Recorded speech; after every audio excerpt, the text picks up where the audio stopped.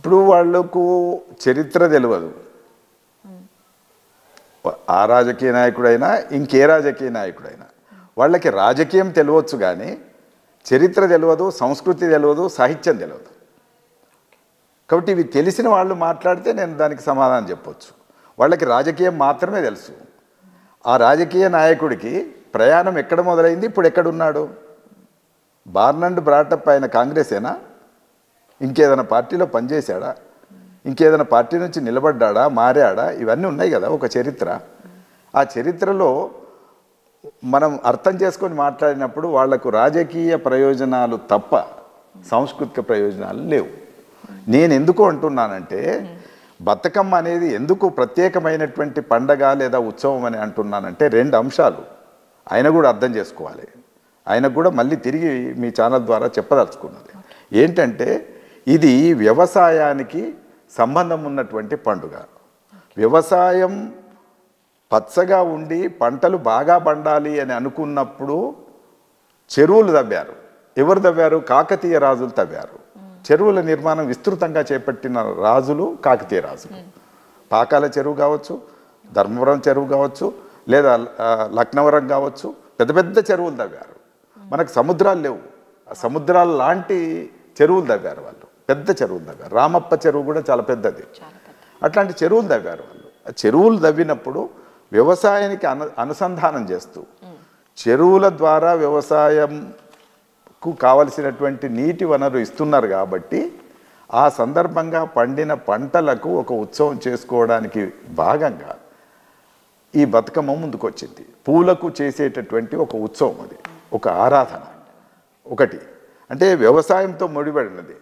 అన్ని సంస్కృతులు కూడా వ్యవసాయ సంస్కృతి నుంచే రూపొందినవి. అంటే నా అవగాహన ప్రకారం కల్చర్ అంటే అగ్రికల్చర్ నుంచి వచ్చింది. అగ్రికల్చర్ నుంచే కల్చర్ వచ్చింది.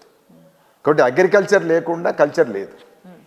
కాబట్టి మన ఆచారాలు, వ్యవహారాలు, మన పండుగలు, ఉత్సవాలు అన్నీ కూడా అగ్రికల్చర్తో ముడిపడి ఉన్నాయి. అందున బతుకమ్మ ప్రత్యేకంగా ముడిపడి ఉన్నది. అది చెరువులకు, పంటలకు మధ్యన ఉండేటటువంటి ఉత్సవం. సరిగ్గా అది ఎప్పుడు చేస్తారమ్మా మీకు తెలిసిందే. అది దాదాపుగా సెప్టెంబర్ పంటలు వచ్చే టైంకు చేస్తారు. పునాస పంటలు చేతికి వస్తాయి, వరి పంట ఇంకా రాబోతుంది, ఆ టైంలో చేస్తారు.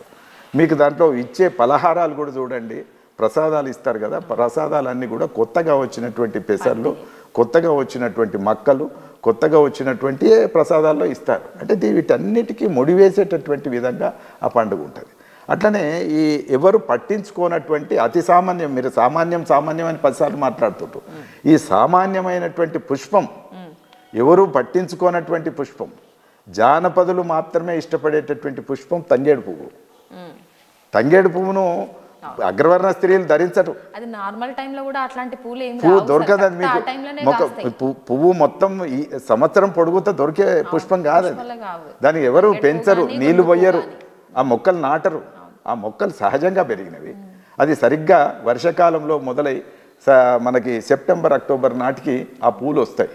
ఆ పూలను అత్యంత ప్రాకృతికంగా సహజంగా వచ్చినటువంటి పూలు కాబట్టి జనసామాన్యం, జానపదులు మాత్రమే తలలో, మీ కింది కులాలు మాత్రమే, దళితులు, బహుజనులు మాత్రమే తలలో పెట్టుకుంటారు ఆ పూలు. అగ్రవర్ణ స్త్రీలు పెట్టుకోరు. అలాంటి పువ్వును చక్కగా తీసుకొచ్చి పేర్చి ఒక త్రికోణాకారంలో ఉండే పద్ధతిలో పేర్చి దానికి ఒక ఆట, ఒక పాట, ఒక నడక, ఒక సంస్కృతిలో భాగంగా చెరువులో కలపడం. దీని వెనక పెద్ద పాటలు, పౌరాణిక పాటలు, సాంఘిక పాటలు, మీకు జరిగినటువంటి ఆ సమకాలంలో జరిగినటువంటి అనేక సంఘటనల మీద పాటలు వచ్చినాయి. బతుకమ్మ పాట ఏదో 5 నిమిషాల్లో 10 నిమిషాలు అయిపోయే పాట కాదు. ఒక్కొక్కసారి అది రోజుల తరబడి నడుస్తుంటుంది. అది ఎవరి కథలు? ఆ కథలన్నీ కూడా త్యాగపూరితమైనటువంటి స్త్రీల కథలు, త్యాగపూరితమైనటువంటి వీరుల కథలు అందులో పాడతారు. ఇవేవి మర్చిపోయి ఆ పాటల వెనక ఏముంది, వాటి వెనక ఏముంది, వాళ్ళు ఏం చెప్పదలుచుకున్నారు, ఏంటి ఆ సాహిత్యం ఆ రాజకీయ నాయకుడు చదివాడా, విన్నాడా కనీసం ఎప్పుడైనా? కాబట్టి ఇవి ప్రధానంగా ఒక జానపద వాంగ్మయంలో భాగంగా, జానపద సంస్కృతిలో భాగంగా వచ్చినటువంటి పండుగలు. ఇవి తీసుకెళ్ళి చెరువులో కలుపుతారు. తిరిగి ప్రతిరోజు ఆడిన తర్వాత అదే స్త్రీలు తీసుకెళ్ళి అక్కడ ఉంటే ఒకవేళ పెద్ద బతుకమ్మలు అయితే పురుషులు కూడా దాంట్లోకి ఇన్వాల్వ్ అయ్యి నీళ్ళలోకి దిగి కలుపుతారు. కలపడంలో ఉద్దేశం కూడా ఏంటంటే కొత్తగా వచ్చిన నీరు ఈ తంగెడు పూలతోని తంగెడు ఆకులతోని వీటికి ఆయుర్వేద విశిష్టత కూడా ఉంది. ఈ పూలకి ప్లస్ ఆకులకి ఇవి నీళ్ళల్లో వేస్తే నీళ్ళల్లో ఉండేటట్టు శుద్ధి అవుతాయి. కొత్త నీళ్లు రకరకాల బురదతో వచ్చినటువంటి మట్టితో వచ్చినటువంటి నీళ్లు శుద్ధి అవుతాయి అనేటువంటిది కూడా ఒక సూత్రం ఉంది. కాబట్టి దీని వెనక ఇంత కథ ఉంది. ఈ కథ అంతా మర్చిపోయి వాళ్ళ ఆ త్యాగస్త్రీ అయినటువంటి బతుకమ్మను మర్చిపోయి ఇంకా కాళోజీ మాటల్లో చెప్తే బతుకును ఆరాధించేటటువంటి పండుగ. ఈ అమ్మ ఎవరో కాదు, బతుకు అనే అమ్మ. చూడండి అసలు తెలంగాణ జానపద భావుకుడు కల్పించిన రూపం ఏంటిదంటే బతుకునే ఒక అమ్మ అన్నాడు. బతుకమ్మ ఎవరంటే బతుకే అమ్మ. ఇప్పుడు దానికి పూలతో చేసేటటువంటి ఒక పండుగ ఇంత గొప్పది. రెండవ విషయం, స్త్రీలందరూ అత్తవారిళ్ళ నుంచి పుట్టింటికి వచ్చేటటువంటి గొప్ప సందర్భం. ఆడపడుచులు అందరూ వస్తారు. వచ్చి ఇక్కడ బాల్యమిత్రులు సహచరులు అంతా కలుసుకొని అత్తవారిళ్ళల్లో పడుతున్నటువంటి కష్టాలు అవన్నీ కూడా ఒకరికొకరు వడబోసుకొని ఓదార్చుకొని కళ్ళనీళ్ళు దుడుచుకొని తిరిగి ఒక సంవత్సరానికి కావలసినటువంటి శక్తి నింపుకొని మళ్ళీ అత్తగారి ఇళ్ళకు వెళ్తారు. ఈ విషయం అంతా మరిచిపోయి అదేదో మామూలు పండుగ, వీళ్ళు ఆడరు వాళ్ళు ఆడరు అని మాట్లాడితే దాన్ని ఏమనుకోవాలి? ఆయన అజ్ఞానం అనుకోవాల్సిందే కదా. సార్ నిన్న పార్టీ ఆఫీస్లో ప్రెస్ మీట్ పెట్టి మరి ఇంకా చాలా మంది నేతలు మాట్లాడతారు. దాని గురించి సరైనటువంటి అవగాహన లేని వాళ్ళు. దీనికి వ్యవసాయంతో సంబంధం ఉంది, జానపద గ్రామాలతో సంబంధం ఉంది, స్త్రీలతో సంబంధం ఉంది.